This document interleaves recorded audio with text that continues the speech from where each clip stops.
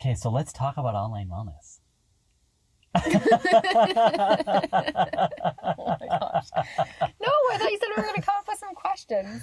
Yeah, so the question is, I want to talk about the origin of online wellness, like how this all started, where you got the idea, where it is now, what the future is going to look like. There's a lot to unpack there. Okay. Well, I first got the idea from a few friends that were creating courses. And I was like, wow, that's so cool. That's so amazing that they would do that. Like, I feel like it's something I always thought about doing, but never thought that I'd be able to. And so seeing them get excited about it and put something together, I was like, maybe I could do that. And so first it started as just an idea to do just one course. And then I got talking to you about it, and you're like, Mr. Business Mind. And you're like, no, this is like a great business idea. And you thought, like, maybe we could create a whole platform instead of just one course. Right. And I was like, whoa, whoa, whoa. Rein it in. Rein it in. Yeah, you just wanted to make one course, and I was like, Yeah. no, let's conquer the world. Yeah. Oh my God. Let's create 1,000 courses. And so, yeah, so I started working on that first course, which was about cancer. But it was taking so long to work on because I had like new little kids and was working and you were working. And so I was like starting to work on it. Wait, and then, you had new little kids? There are kids, right? We had little kids. well, who knows? And then, yeah, like it was just kind of a side thing that was taking forever to work on. And then we're like, no, let's get this actually going. And so we started to put it together. But then COVID hit.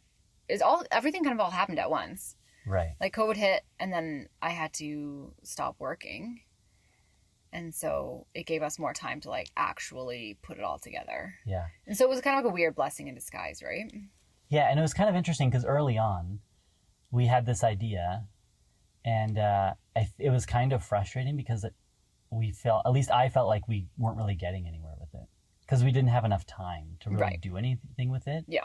But then when COVID happened, it was like, well, now we have all the time in the world, and so let's actually make this happen. And I had quit my job, and so I had more time to devote to this as well. Yeah, we had a few months with you being at home before I had to stop due to the pandemic, and so we had put a little bit more work into the website and that. Right. But I don't think we actually published anything until the pandemic. Yeah. And so, yeah, it was kind of. It was good in a way that we had that extra time. And so why did you want, well, let me go back to one thing you said. So you talked about how you felt like you couldn't make an online course. Why did you feel that way? Probably like, I feel like most people suffer a little bit from imposter syndrome, right? Like you just don't feel like you're good enough, right? Or you feel like you're kind of tooting your own horn, like, look at me, I'm so knowledgeable, everyone listen to me. Where I don't like that feeling. I don't like that feeling of like being put on a pedestal. I don't think that I'm better than anyone else. Right. But I think the thing that motivated me, especially with the cancer course, was just that there was so much misinformation out there. And I had worked in a spa and that where these girls like would not massage anyone who had ever even like had cancer once in their life, like years ago or anything. Like it freaked them out so bad. And I wanted to help practitioners like feel more comfortable with precautions and contraindications and that surrounding cancer. And so even though I was fearful, I was motivated by that, I guess. Yeah. And I think time just had a big part to do with it as well. And I think actually what I always dreamed about in the past was being an educator more in an in-person setting. And so I had actually been approached in the past about doing some like facilitating in the massage colleges, like being a teacher's assistant or something in the schools. I'd been asked a couple times, and I was like, that always sounded really exciting and fun, but I just never had the time. Right. Having 3 kids, it was like, where am I going to fit that in? Mm-hmm. And so this was kind of a good alternative that I could work on this on my own time, like in the evenings or whatever, and then have it up there online and people could take it as they need to, and I don't have to, keep taking time away from our family. Right. It was interesting early on. Like I felt like we didn't really know what we were doing. We still don't know what we're doing. Okay, let's clarify that. Yeah, and that's been one of the most fascinating things about this whole process is just how hard a lot of this stuff is. Like shooting the video, editing the video, just marketing the video. There's just so many elements Submitting the courses for submitting approval. the courses. There's just so much work that goes into this, but it's really fun. Yeah. And I think that that's one of the things that keeps us going is that Right. we see an opportunity in the market, like this opportunity to help people be more educated and really thrive in their practice. And so we want to be able to help people do that. Right. And that was my other motivator for creating Online Wellness as well, was that I had such a hard time finding courses that were online. And so I always had to go to courses that were in person. And that was hard with 3 little kids. And I would usually only work on the weekends because you'd be working during the week. And so I would work on Saturdays. And so if I wanted to go to an in-person course, I'd have to take this whole weekend off work, maybe travel to a different city, spend money on a hotel room, spend several $100s on the course itself. And it was just like this huge headache. And we did that one time. We did do that one time. Yeah, we went up to Edmonton big ordeal. with all 3 kids. Yeah. And it was And like, stayed in that really sketchy hotel. oh, yes. It was that really bad hotel. Oh, the whole thing was just a nightmare. Right.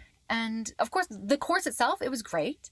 But just the process surrounding it was just a lot of work and frustrating.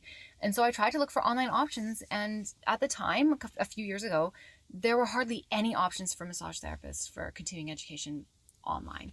And the courses I did find were like, read this boring PDF until your eyes bleed. And it's like, I can't do that. And so I really saw a need. Now it's been interesting with COVID because all of these educators that were teaching things in person, I think they've all had to pivot to online learning. And so there's a lot of opportunities now, which is great for practitioners to be able to have more options for courses. So that's awesome. But yeah, that was my main motivator. Yeah, I love that.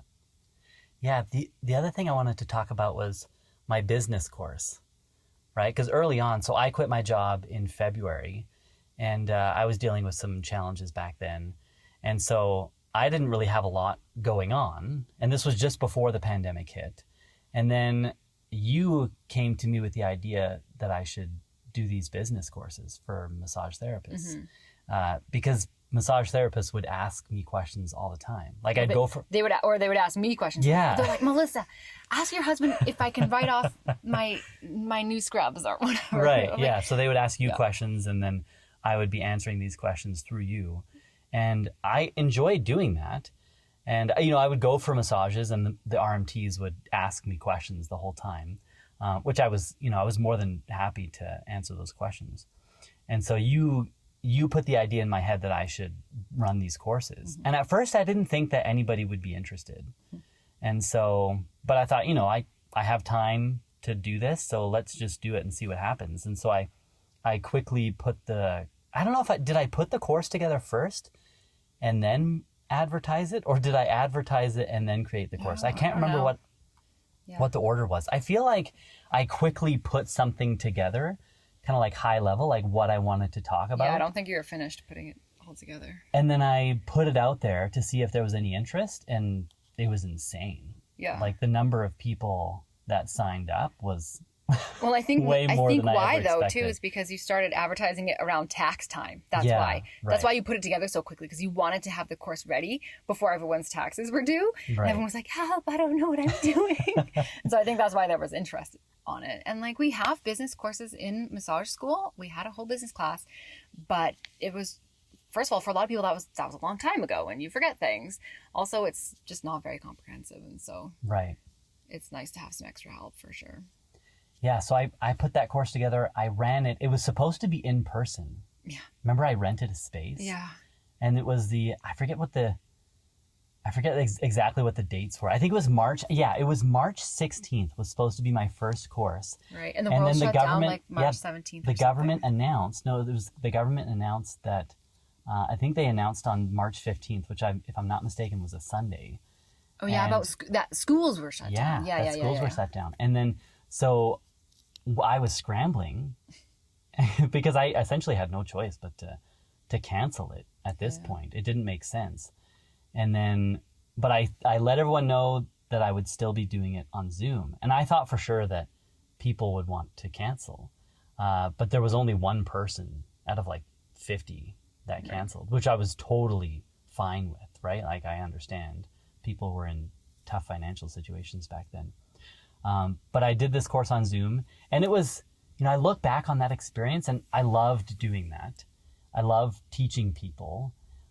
There's so much that I've changed about that course. Like there were just, when you do something for the first time, you realize that there are so many things that need to be changed and adjusted. And the thing that I love about online wellness, like we're not perfect, right?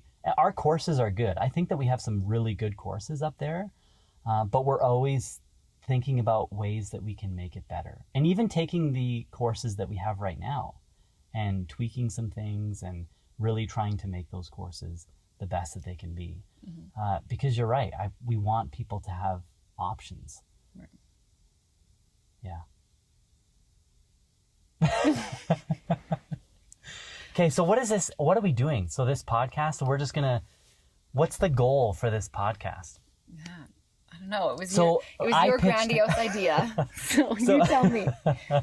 So I feel like everyone has a podcast nowadays, and I listen to a lot of podcasts, but I've always been resistant to the idea of creating a podcast because I don't know why. I just think like, what do I have to share with the world? Again, the imposter syndrome. Yeah, like everybody has a podcast. Like, oh great, another podcast, and nobody may listen to this, right.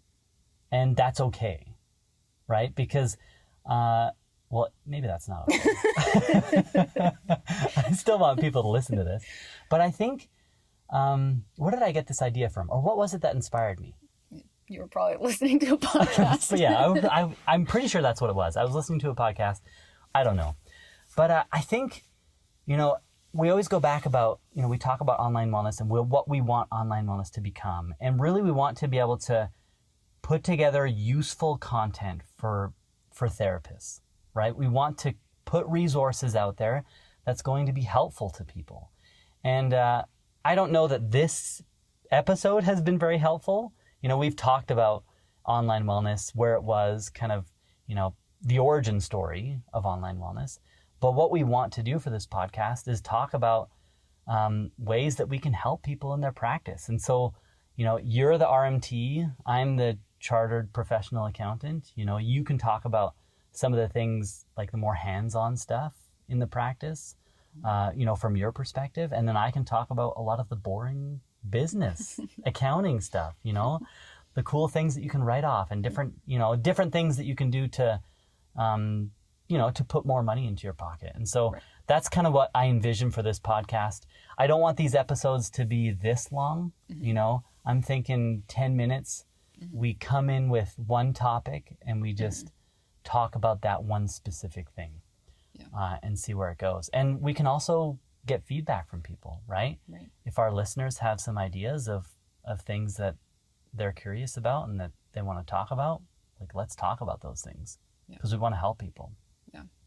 Yeah, and I think that's our main goal, right? Is helping people thrive in their practice and I think also making their practice like fun and enjoyable and wholesome and a part of their life that they enjoy, not work.